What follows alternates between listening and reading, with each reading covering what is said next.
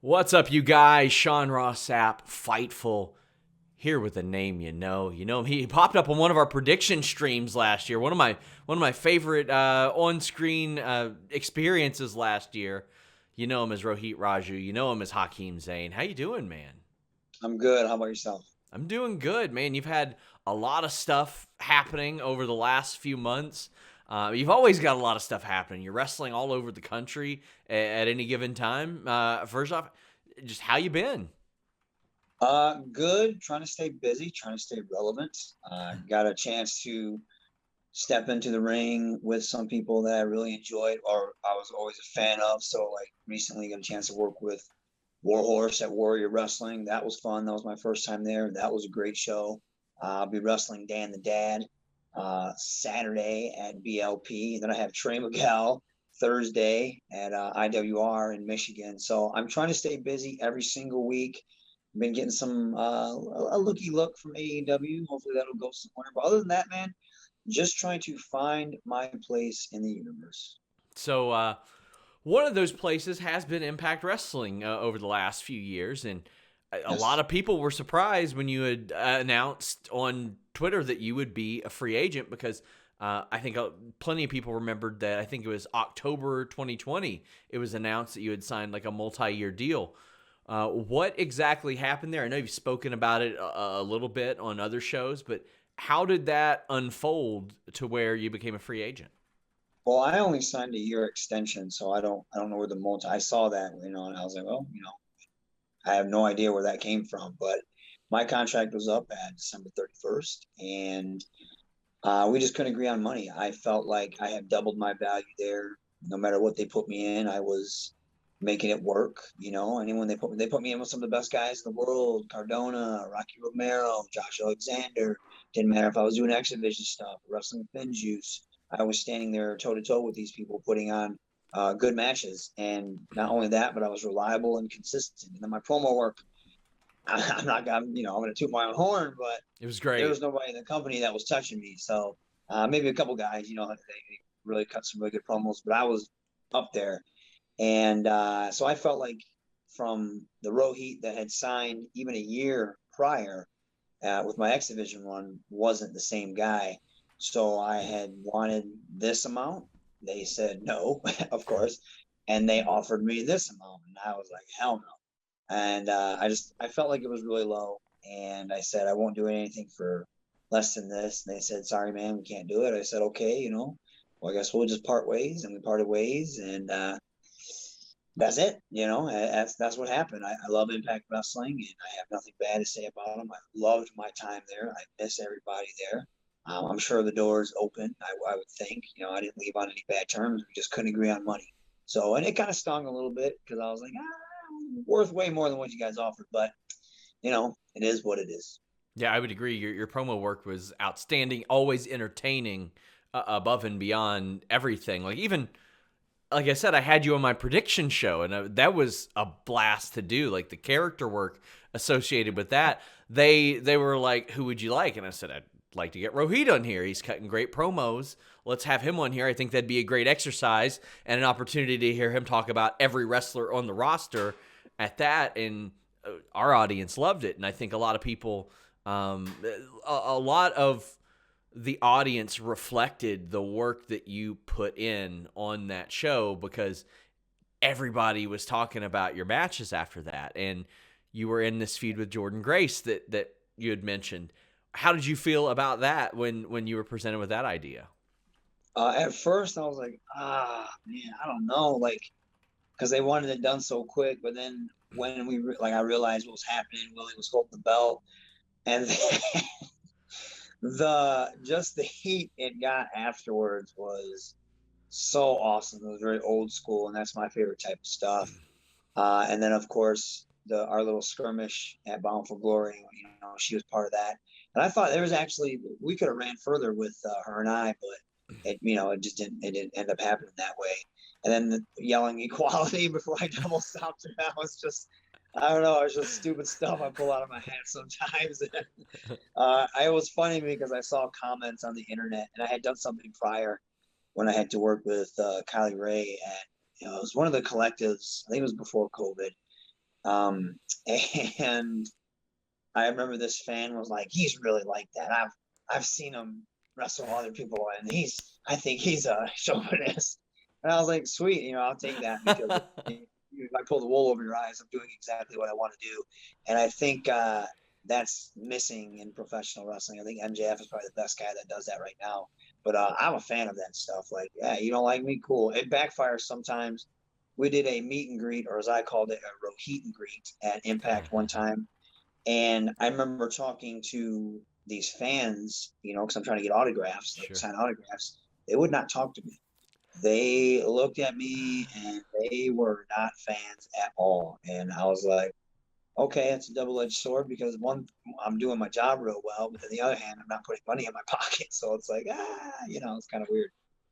So to kind of go back to your Impact deals, I know you'd been around effectively since like 2017. I know things really took off in like 2018, but like had you came in there on a per appearance deal? Had you signed like a series of 1 year deals? How exactly did that work out? It was all per appearance. The first time it was just kind of like, hey, I won the gut check thing. The first thing I got was my tryout match. I did real well, but that was when Jarrett was in charge. And then all that, kind of stopped. And then I didn't have anything until the gut check. Won that, and then they brought me to the Ottawa tapings. Liked what I did, and I got to wrestle Ishimori, which was so awesome. Like, man. But and then they would just sign me per appearance and 1 year extensions, which I was fine with. I didn't mind that. And then I just wanted more this time, because I thought I earned it. I said before, wrestling doesn't owe you anything, but I did think I earned much more than what they were trying to give me. And just because I thought my work spoke for itself. And that's something people still fail to realize. Like, you do the wrong thing and read the comments sometimes, comment sections and stuff. This guy's a jobber. He always loses. It's like, well, that's how wrestling works, man. If they want to push me to the moon, they'll push me to the moon.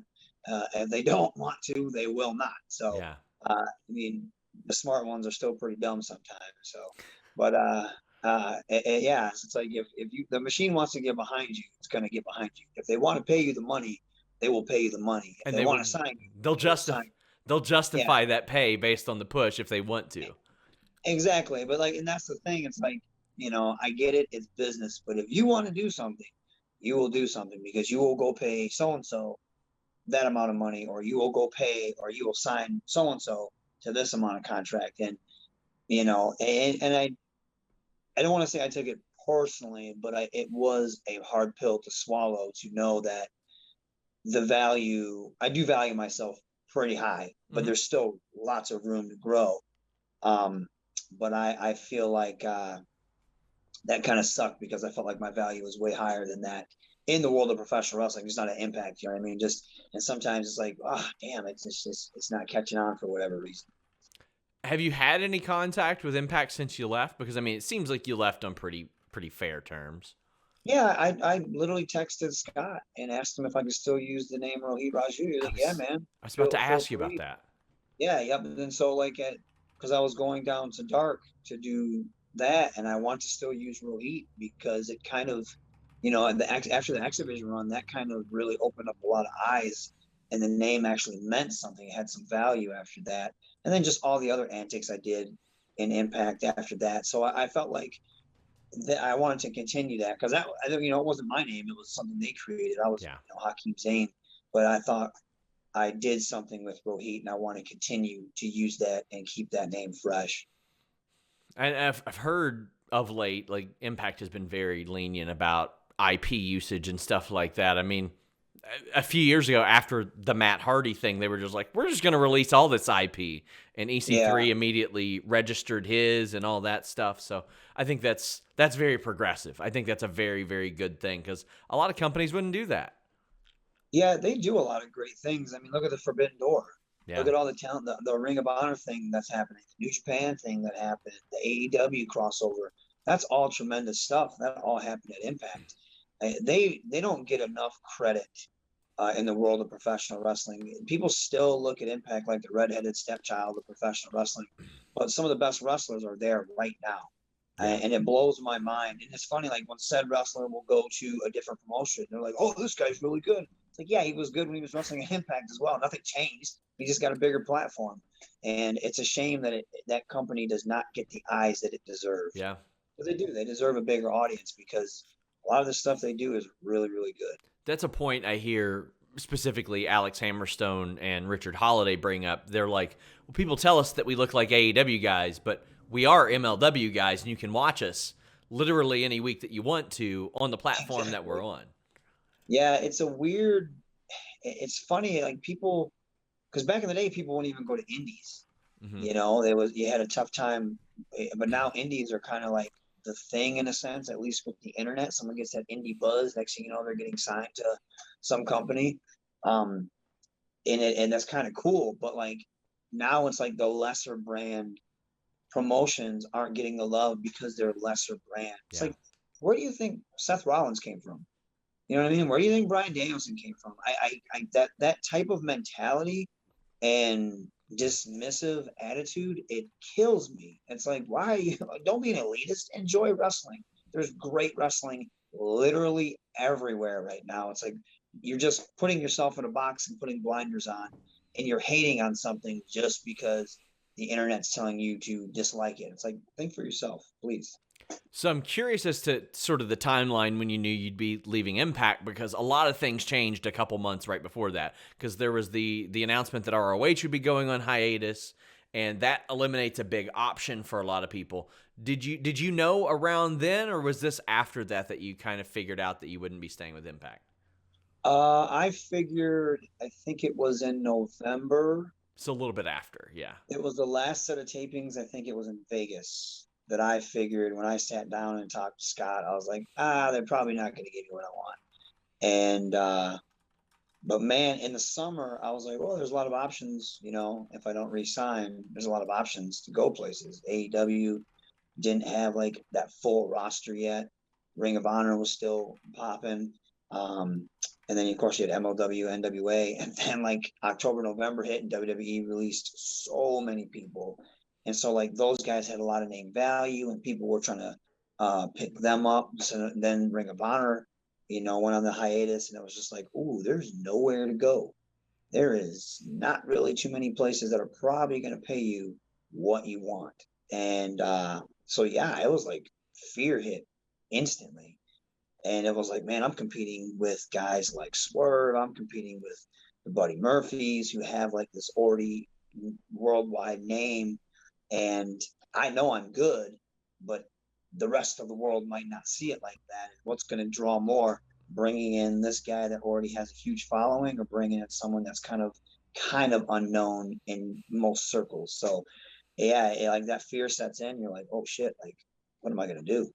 But then I honestly, it sucked because I shot myself in the foot, kind of like I knew my value. Yes. And I didn't want to stay at a place that didn't know my value. So I don't think there's anything wrong with that too. And I mean, even through that, I mean, you're popping up at like Warrior, Glory Pro. Like these are really good indies that people do pay attention to. And New Japan Strong's out there. They're bringing in new people all the time, which I think is always really promising. But I do wonder how the ROH thing will change, because by the time this airs, I will have kind of put out there, I think they're doing no contracts, basically a super indie type of thing. And so I kind of figured. Yeah, like basically I think that they probably looked at the landscape, and this is my hunch, and said, we can probably do the same numbers on Sinclair without having all these people under contract and just bringing in whoever's available. That's my hunch there. But I'm hoping there's a reemergence in that, because having another major company has benefited the indies during the pandemic. I'm hoping it will benefit along the way. And you popped up in that company for a couple matches. I know you worked Sean Dean in a dark match, and I don't think a lot of people realize Sean Dean books a lot of the extra talent for AEW, so that's a good person to be in the ring with if you're looking to pick up work. And you also did a match against the Wingmen. How did this all come about? Well, it was really weird, man. I didn't expect anything when I announced that I was a free agent. And I thank you for retweeting it as well, but it blew up. Like, I remember sitting there that night, and I was talking to Jake Something. I was like, man, I guess I'll, tweet this out. And we were going, I was like, man, how should I word it? I don't want to make it seem like it's like the end of the world or anything like that. And I ended up tweeting it. And next thing I knew, it was just like, it blew off. And then like you retweeted it. And it was later on that night, QT Marshall started following me on Instagram. I was like, oh, this is good. Yeah. And then he messaged me right away. He said, hey, TK wanted me to hit you up. Are you done with Impact? I was like, yeah. And he goes, you want to come down for dark? I was like, yeah. He goes, all right, we'll get your information. We'll fly you out. I was like, that's pretty sweet. Yeah. So I went down there and, they gave me, let me cut a promo, which I think I knocked that out of the park. I felt like I did. And I got to wrestle. At first, they were like, we don't know what we want to do because we don't know what, where this is going or any of that. And they kind of were like, yeah, we just want to kind of see you up close and personal. I was like, sweet. It made me feel good too because they're like, yeah, we know who you are. You're proving to us. And I was like, man, that's awesome because you never know who's watching. You don't know who knows what and who likes what. So it was cool to have a company that is like upper echelon look at you and be like, yeah, man, we know you're good. We just kind of want to get closer eyes on you. So I did that and I heard good things. They're like, yeah, we're going to bring you back. They brought me back. And then we did the match with the wingman. And that's just kind of, it's a different, it was like an 8-man tag. So it was just kind of a thing real quick, So, but it was still cool to be down there. And then I'll be down there for the March ones as well, which is really cool. Nice. So obviously I'm hoping something happens with that. It's tough though, because they've been signing guys left and right. So it's like, you want to hope there's some landscape for you to put your feet on, but you don't know. But I'm just happy to get the opportunity to work at a level and in front of people of that nature. So yeah, and they've treated me real well since I've been down there, and that's all I can ask for. I would imagine Tony Khan being at so many of those Impact tapings and shows probably didn't hurt you either because he got to see a lot of that, I would say. Because, like, there were times I didn't even realize that he was there, and, like, I'm leaving Slammiversary, and he's right outside, and I'm like, oh, shit, there's Tony. Yeah, there's times I didn't know he was there. I'd be walking in the hall, and there it was. I was like, oh, okay, Tony Khan's there. That's kind of cool. You never know. I never know what he watched. I know he saw me cut a promo one time, but it's like, and he liked it. He gave me like the thumbs up, but you never know if he remembered that. I was like in the summertime, so who knows? And he's seen 6 billion promos after that. So, but no, the fact that they invited me down was pretty big for me, and that was like the one company that I was really hoping that would get a hold of me, and they did. So it was awesome. It was fantastic, and I'm ride that wave until I see where it goes. So I assume most of these the dark tapings are probably set for Orlando. That seems like a pretty central hub for a lot of taping wrestling, not so much independent wrestling. Where are you based out of right now? I'm in Michigan. So that's a bit of a haul for you. Yeah. But you're flying down there, I would imagine. Yeah, they fly me out, which is really cool. That's nice. Chicago, we drove to the Chicago one. It was me and Karam and Ren Jones, and we did that during the storm, and that sucked. Whew. That sucked. Yeah. So you have worked a ton of indies, and again, being from Michigan, like you're going to be exposed to a lot of that stuff, the elements that you have to go through to make a date, and like plenty of times, I'm sure you're like, is this worth it? Is this worth it? Like you're putting your personal safety at risk. What's maybe the most sketchy you've remembered where you're like, am I even going to emerge from this? Well, this past, I was driving to the airport. I wrestled for Midwest All-Star Wrestling out in like Turtle Lake, Wisconsin, which is like the middle of nowhere. You literally have to fly into the Minneapolis airport and then drive an hour and a half to this spot.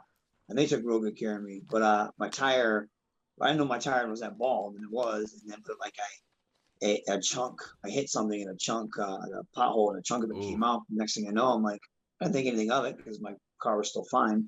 But next thing I know, my tire light comes on and air is just seeping out of this. I'm like, God dang it.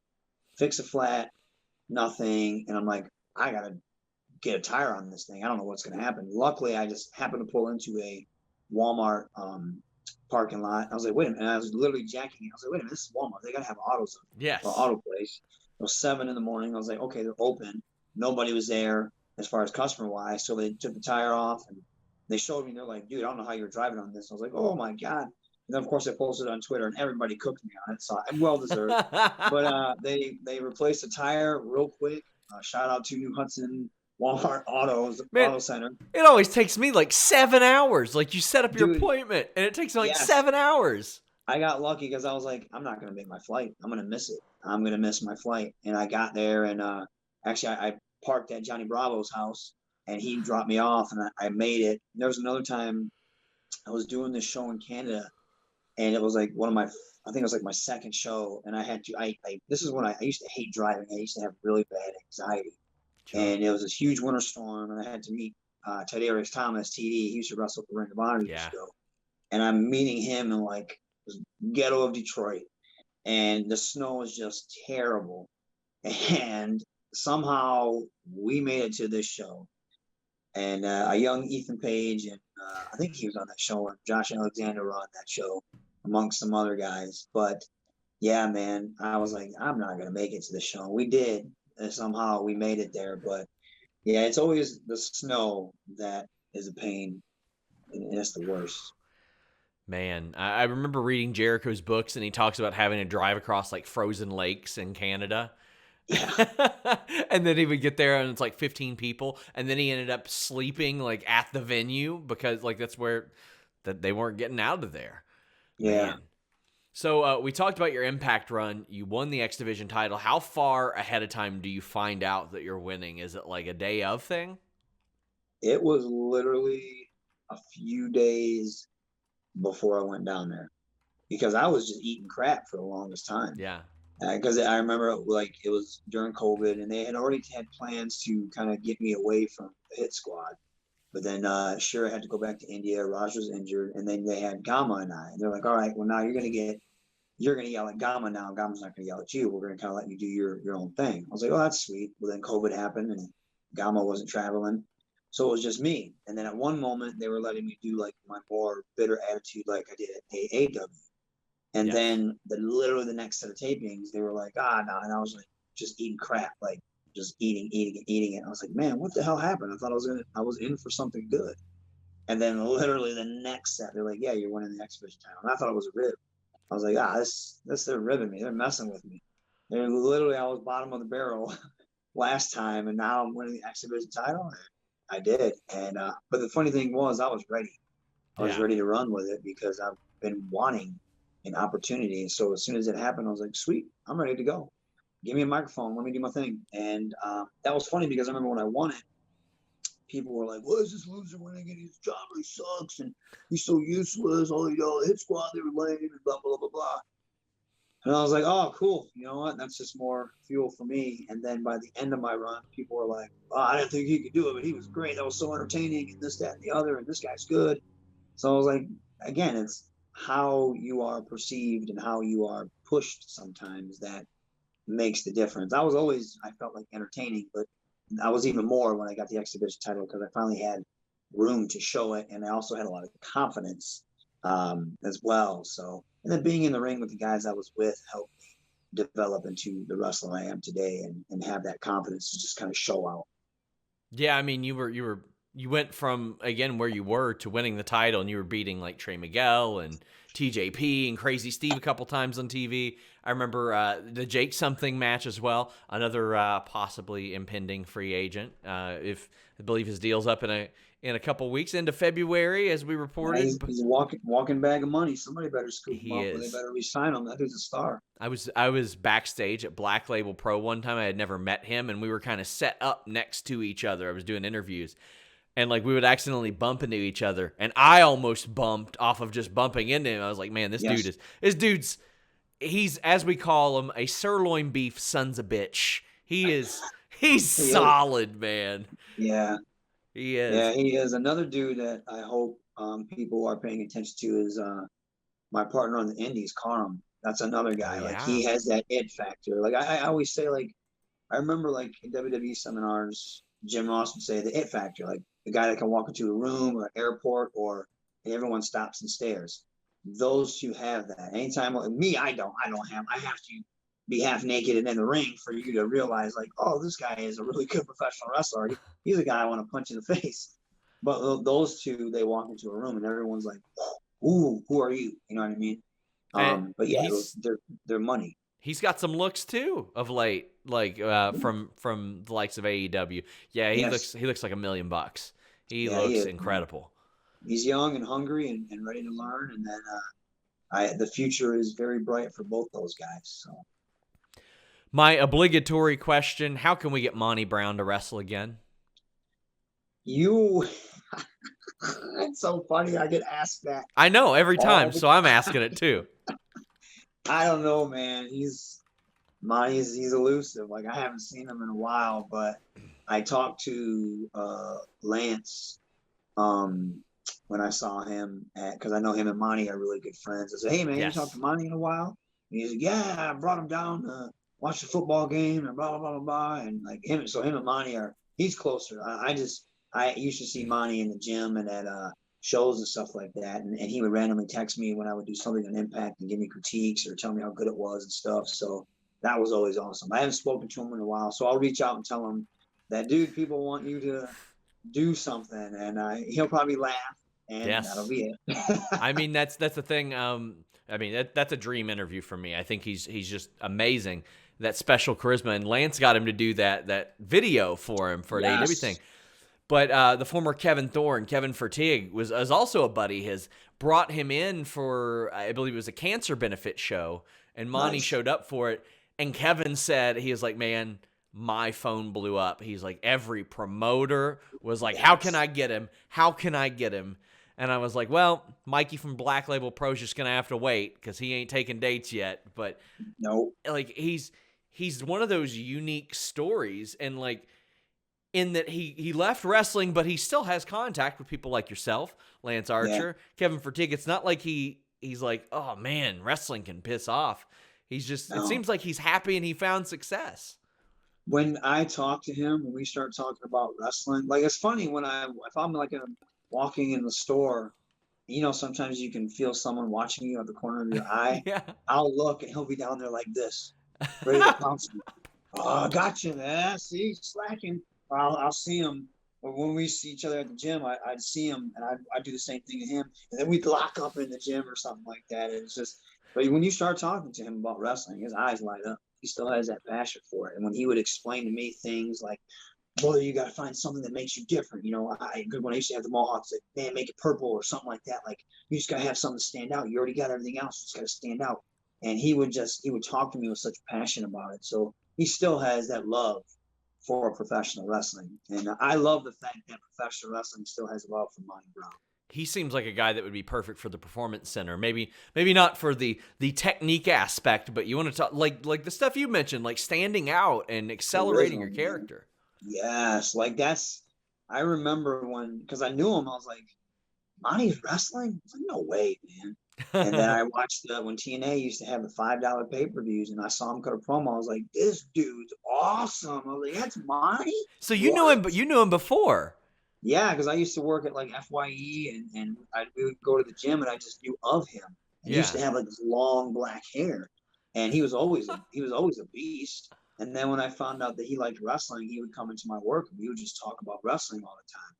And then I remember he didn't know what Ric Flair's music was, and I did. I was like, "Oh yeah, this is Space Odyssey." Blah blah blah blah. He's like, "Oh cool," and so he bought the CD because he needed it for something.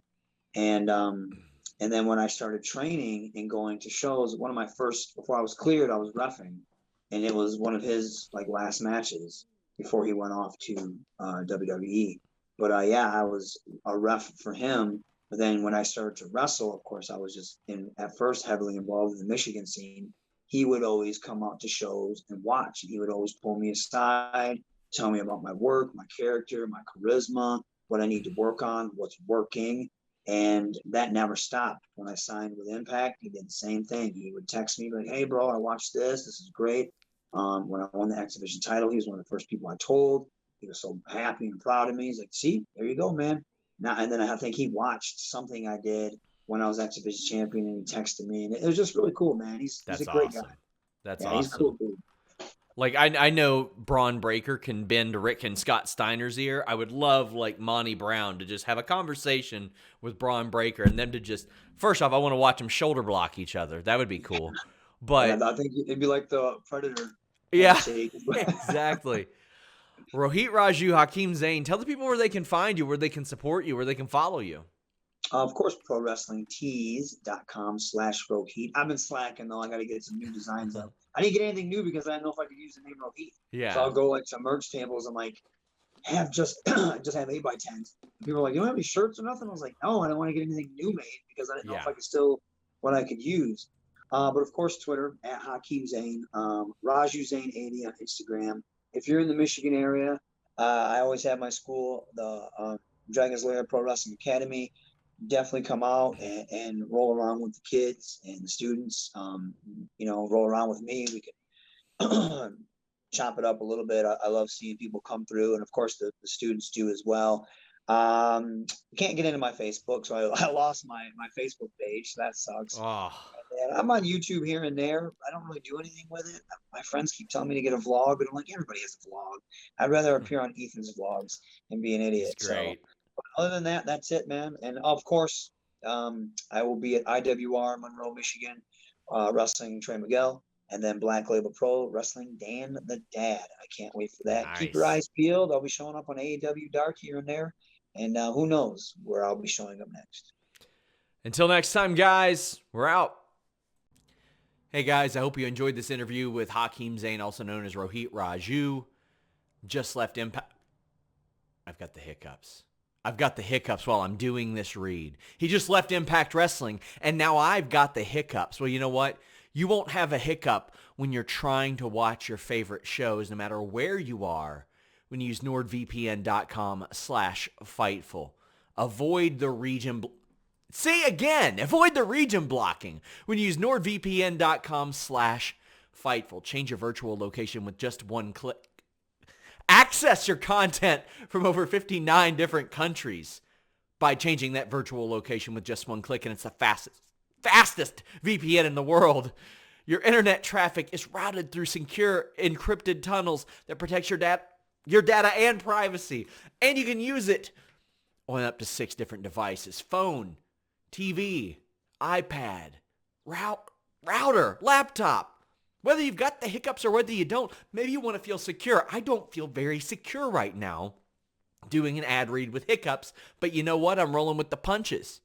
But you can feel secure when you're traveling, when you're on that hotel Wi-Fi, that airport Wi-Fi, that restaurant Wi-Fi. Protect yourself. It's usually unsecured. It's not safe to browse on. You leave yourself open to hackers and hiccups. But again, no hiccups with nordvpn.com/Fightful. You get an additional month free when you subscribe as well. nordvpn.com/Fightful.